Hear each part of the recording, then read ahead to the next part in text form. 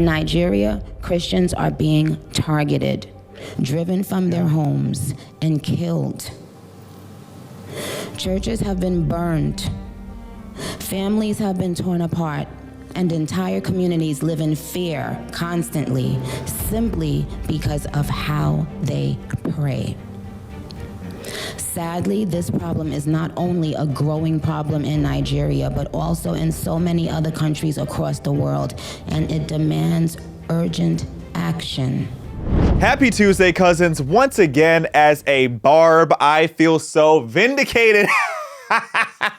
If you follow me, you know how much I love President Donald Jaquan Trump and also how much I love the undisputed queen of rap, Nicki Minaj. And today she made history as she went and stood in front of the United Nations to address them about a very serious matter, which is the persecution of Christians in Nigeria. I'm so proud of Nicki Minaj for being so fearless and continuing to be outspoken against corruption, media deception, and in this case, against a literal genocide that is happening against Christians. I told y'all before that I'm pretty sure that Nicki Minaj leans right and that I'm quite confident that she's relatively a Zionist. And to see this and to see that she is standing up against this threat against humanity, it is so powerful, and I hope it sets a precedent to get more A-listers to use their voice for something that's actually real and something that actually matters. Now, a lot of people are really shocked by this crossover, but again, if you've been watching me and been a cousin of mine for a while, you know that this makes perfect sense. I have talked ad nauseum about the fact that part of why I started becoming open-minded to the ideas of people on the right years before I had my whole red pill journey was because I saw that Nicki Minaj, when she was in her feud with that roach, Cardi B, that they were using all these different types of tactics to tear her down, to discredit her. They were lying about her. They were misquoting her. They were sabotaging her at every move. They were doing everything they could to make her life miserable. Okay, we go even deeper into that as we talked about the Damari Hadley story, which I beseech you guys to go back and watch the interview that I had with Damari Hadley. Justice for Damari Hadley is still alive and well. But all that to say, when I saw this happening to Nicki because she dared to drain the swamps of Hollywood, they were doing the exact same thing to President Trump because he was trying to drain the swamp over in DC. So this match made makes perfect sense when you think about how much these two have had to overcome in order to bring the truth to light. And wow, does it feel good to see the queen of rap be recognized in such an iconic way today. Y'all know the vibes. Be sure to like, comment, share, and subscribe. Welcome to Respectfully.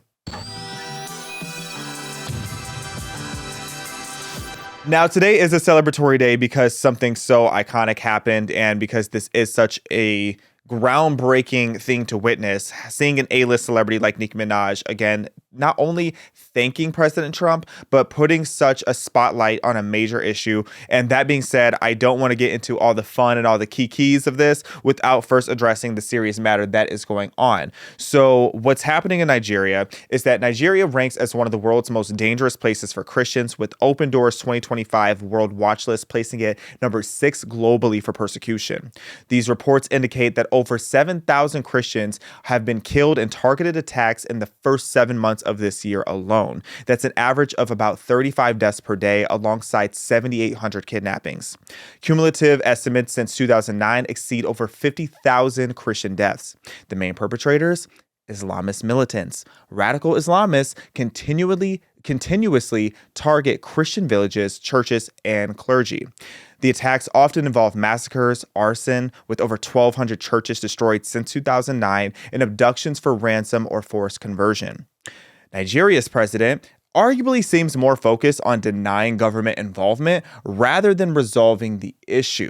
So in 2025, our United States President Trump has redesignated Nigeria as a country of particular concern regarding this whole matter, and he is threatening sanctions, aid cuts, and potentially military action against the perpetrators if they don't crack down on this persecution against Christians.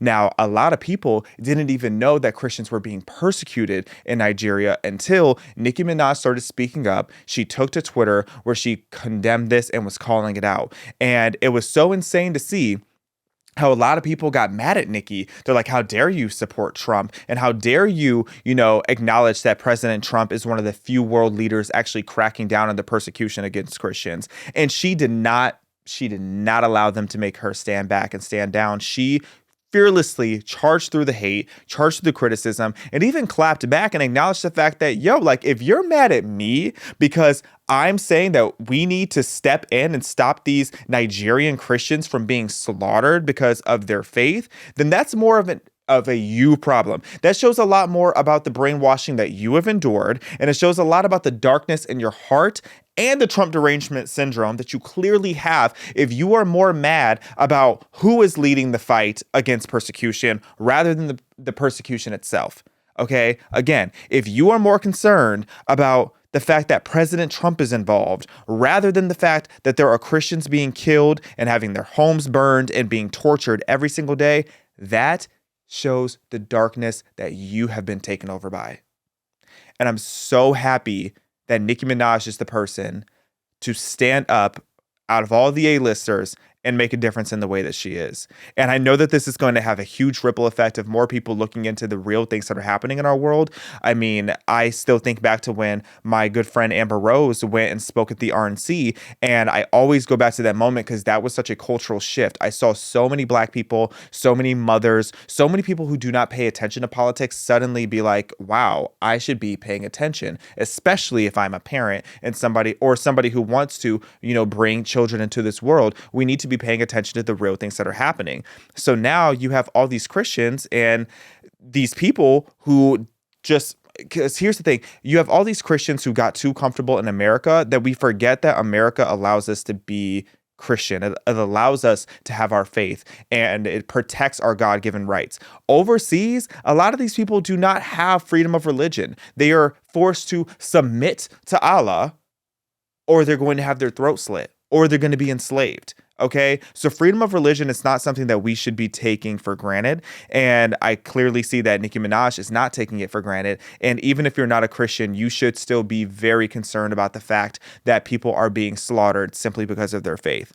Now, all that to say, without further ado, I have intentionally not watched the entirety of this speech because I wanted to react to it here live with my cousins. So let's go ahead and see what Nicki Minaj had to say to the United Nations today.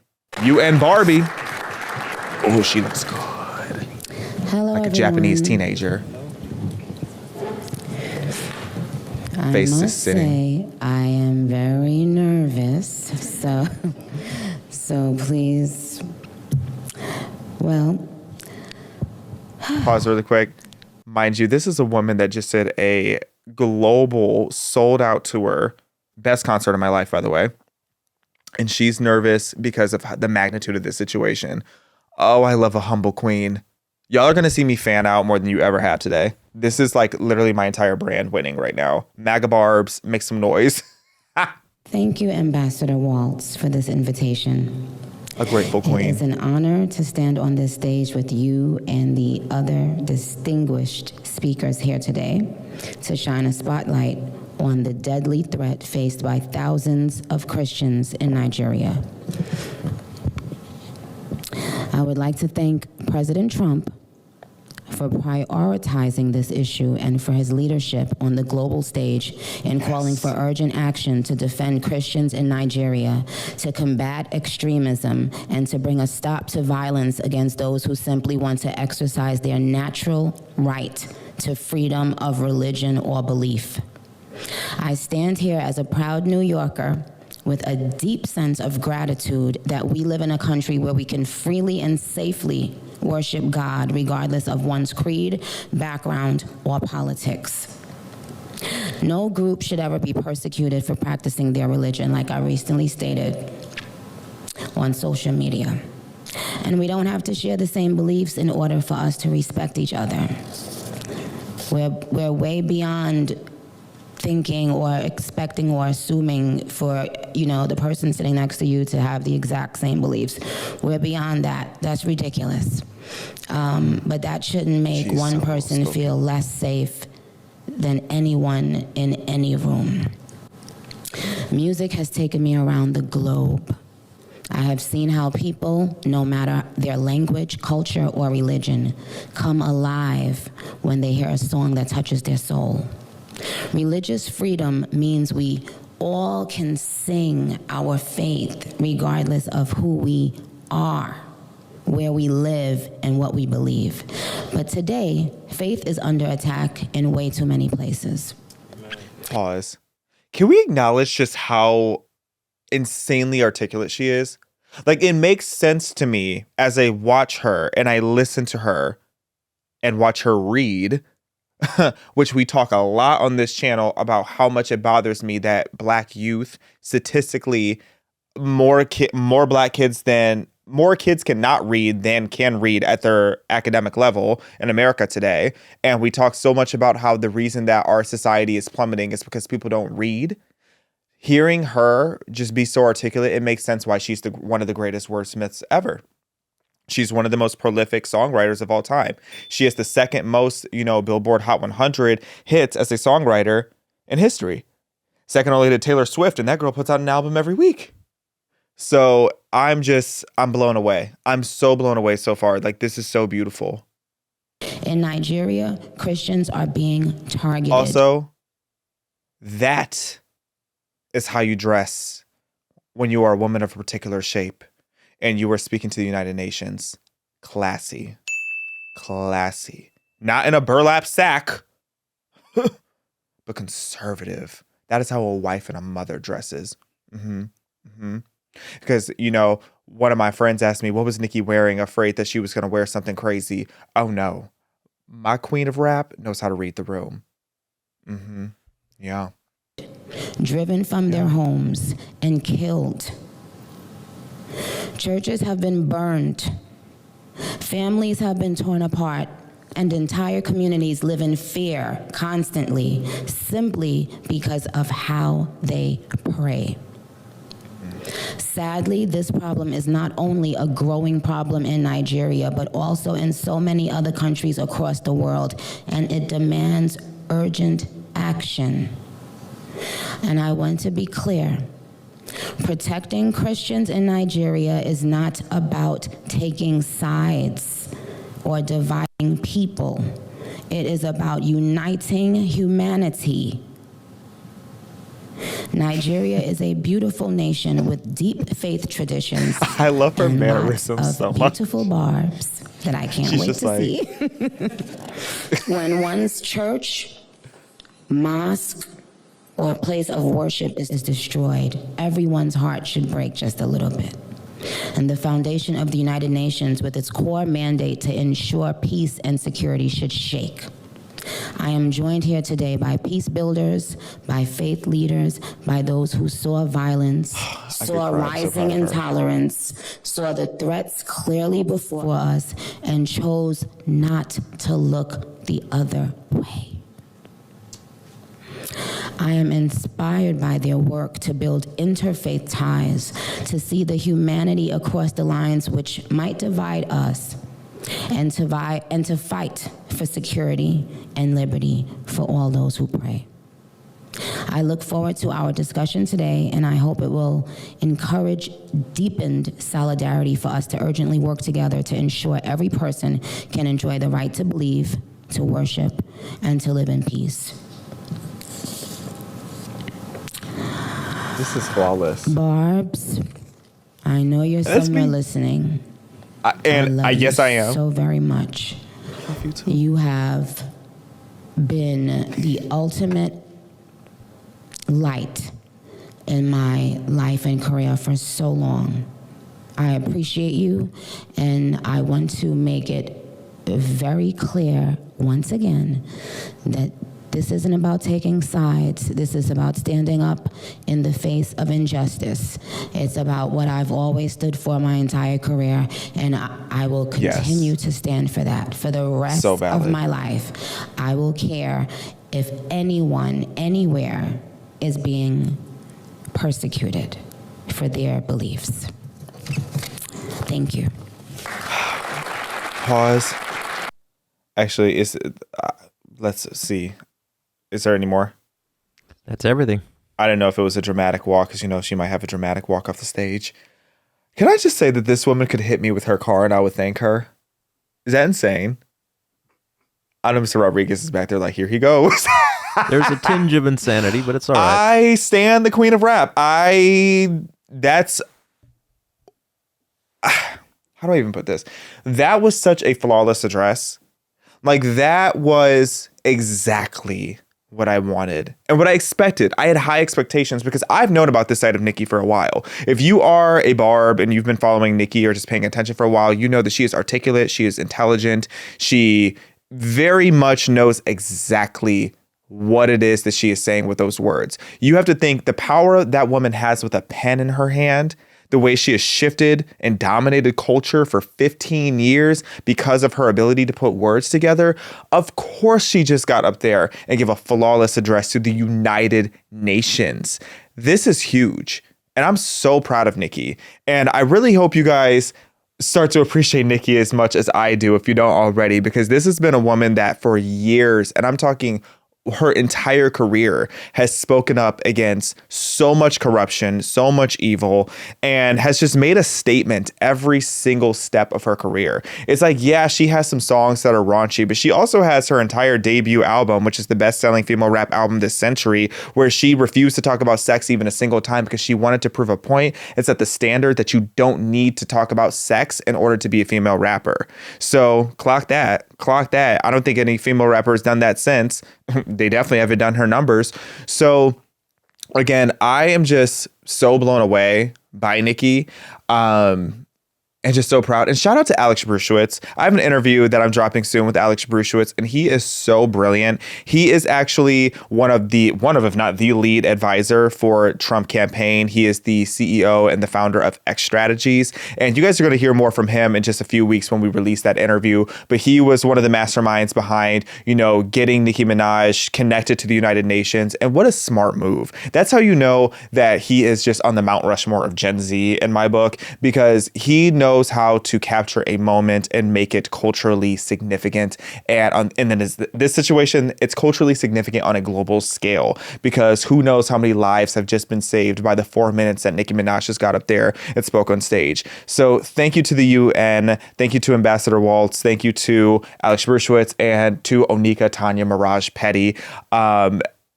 And speaking of Petty, which is Nicki Minaj's last name, every time I call her Mrs. Petty, people are like, why are you calling her Mrs. Petty? But her husband's last name is Petty. But that being said, Alex Bruschwitz had this to say. I believe it was right after Nicki spoke, and I was dying when I saw this. You should be very proud of yourself for having the courage to step forward in this time. I don't think other people in your industry have the courage or the brains, really. You're very smart. Some of your rivals are not so smart, believe it or not. Alex Bruschwitz, the way he just got up on this stage and whacked, he just whacked all of Nicki's ops. He said, Meg Thee Stallion, Bigfoot, you need to get up on your good foot and go sit down and read a book. Well, then again, Meg Thee Stallion does have a degree. She is quite educated, but she still isn't that smart based on the way that she's made her life decisions. Cardi B can barely get a sentence out properly, let alone write a rap. We're supposed to believe that this woman can write a rap when she can barely tell you her own name without stuttering and being all over the place. I just will never understand why people try to put these women on the same tier as Nicki. It's like you would never compare these little garage street punks that can barely open their mouths because of all the lean that they're sipping. You would never compare them to Jay-Z. So why some of these wenches get compared to Nicki Minaj, the queen of rap, is actually kind of nuts to me. And it is funny though, because in the last couple election cycles, we have seen so much effort of people trying to get female rappers to be outspoken, because female rappers are some of the most influential people in our culture. And by rappers, I mean one, Nicki. But they've been trying to get some of Nicki's sons to speak up. Never forget Meg Thee Stallion, Bigfoot. She got up on stage and literally twerked for Kamala Harris. She twerked for votes. You have Cardi B, who got on a Zoom with Joe Biden, and both of them just sounded like two delusional people with Alzheimer's telling each other exactly. And then you had Cardi spin the block, and I'm pretty sure that this speech that Cardi B did is what cost Kamala Harris the election. I'm not even joking when I say that. But let's run this back. I just need y'all to never forget that this was a serious moment in Kamala Harris's campaign. Trump says. Pause. Trump says. Trump. You have this bird. You have Barney B up here talking about Trump says. Trump. That's like when I was with my ghetto cousins as a kid, and we would make shrimps, and we'd make like sauce of the shrimps. We would call them scrimps. Y'all want some scrimps? Trump shares. Let's go back. To protect women, whether they like it or not. Well, if his definition of protection is not the freedom of choice, if his definition of protection is making sure our daughters have fewer rights than our mothers, then I don't want it. I don't want it. I don't want it. Off key, mind you. I don't want it. We all knew Trump was a hustler. Pause. And nobody could have given this woman paper? Why is she reading this off of her phone? I can't. Keep going. But hustling women, and I'm a hustler too. Yeah. Pause. Cardi B admittedly built her career drugging and robbing men. Never forget that. I had the receipts. So yeah, you're talking about you're a hustler, which is funny because there's a movie called Hustlers that's like loosely inspired by her life. Yeah, you drugged and robbed men to get to where you are. Instead of that, Nicki Minaj was working at Red Lobster and, selling her mixtape out of trunks. But you went ahead and drugged and robbed men. So let's keep going. Hustling women out of their rights to their body is nasty work. Hustling Americans out of their hard-earned money by selling Trump watches, Trump sneakers, and Trump Bibles made in China, another country he discredited, is nasty too. Mind you, this is the same woman that gets online and goes some of the most racist rants all the time. She calls black women monkeys and roaches. Roaches! She gets online and calls these black women all kind of slurs, but then she wants to talk about, oh, Trump is so racist. Cardi, please. Girl, I can't. I don't know. I was to say, I don't know how much I can handle because that speech was too long for me for her to be able to barely put a sentence together. So it's like when Alex Bruschwitz got on that stage and said, Nicki Minaj, you're very smart. Your rivals aren't. He knew exactly what he was talking about. And that's the tea. And that's why. And it also goes to show, I'm just going to end with this. It goes to show Kamala Harris, when she wants to win over black people and minorities, she goes and gets Meg Thee Stallion to twerk. Joe Biden gets her to speak broken Ebonics to make it seem like he's hip and with it as he smiles and doesn't really know what's going on because he's probably thinking about his mushy banana pudding he's going to have later in the day. And Trump, the MAGA admin, they decided that they wanted to go get an actually eloquent and educated and articulate black woman to get on stage and speak with grace and class and to speak life out to the world and to spotlight a serious issue that needs to be taken seriously and to be addressed swiftly. That's what the conservatives do. The conservatives like to uplift voices that need to be uplifted. They actually take us seriously and they appreciate us and they utilize our voices for good.